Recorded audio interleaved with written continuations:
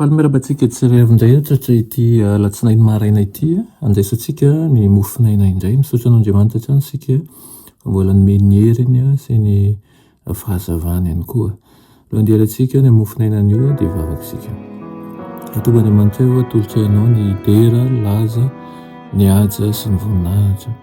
Misaotra anao indrindra izay ireo noho ny amin'ny fitiavanao lehibe sady mahagaga. Eto izay ankehitriny handray ny herinao indray koa meteza ianao mbola zavatsoa ao anatinay tsirairay avy. Anaran'i Jesosy, amen. Lohateny mofinaina antsika androany dia manao hoe mitondra ny ziogan'i Kristy.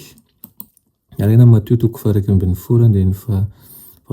sy ny 7:20 manao hoe makanisa ty amiko ianareo rehetra izay miasa fatratra sy mavesatra entana fa izao ny hanome anareo fitsaharana. Ento ny ziogako ka mianara amiko fa malemy fanahy sady tsy miavona am-po aho dia hita fitsaharana ho an'ny fanahinareo ianareo. Amen. Tamin'ny alalan'ny fanalam-baraka ratsy indrindra no nividianan'ny mpamonjitsika ny taranak'olombelona.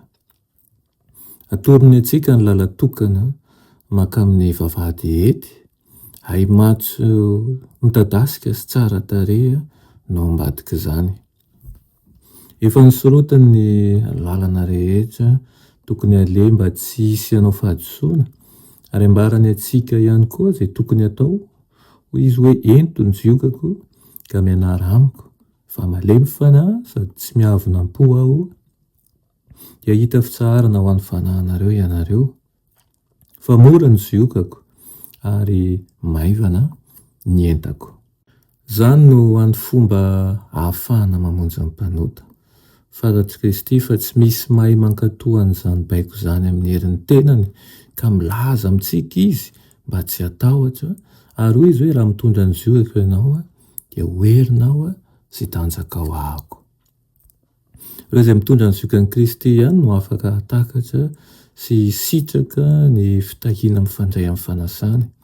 Rehefa manaiky an'izany fanasany izany ianao dia manaisotra ny fitokianao sy ny fitiavanao amin'izao tontolo izao ka mametraka an'izany eo amin'izay ahafahanao misitraka ny fitahiana amin'ny firaisana ety dia ety amin'Andriamanitra. Efa nitendren'Andriamanitra fa ny fanahy tsirairay izay mankatoa ny teniny dia hanana fifaliana sy ny fiadanany ary ny hery izay manohana azy tsy tapaka. Ny lehilahy sy ny vehivavy tahaka an'izany dia mampanakaikeziny azy mandrakariva tsy amin'ny fotoana andohalihana am-pivavahana ihany fa amin'ny fotoana anaovany ny asa aman-drarahany ihany koa.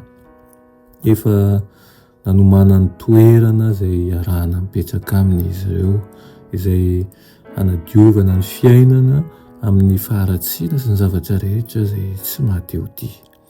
Manasa antsika izy manao hoe makanesa ty amiko, ento ny ziogako, tsy mitaky aminao ny zavatra tsy mbola nataoko taminao aho izy izy, ny any angatahako aminao dia ny anaraka ny ohatra izay asehoko.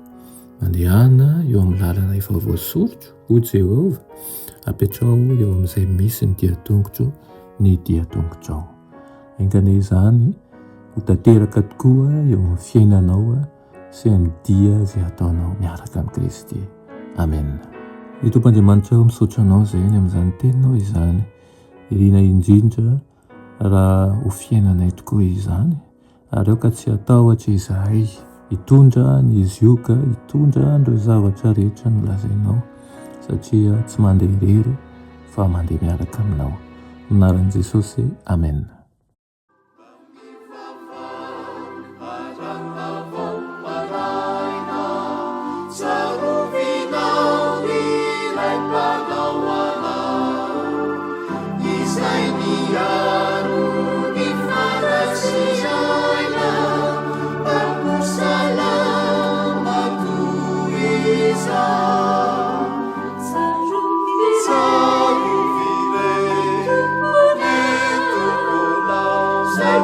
Yeah.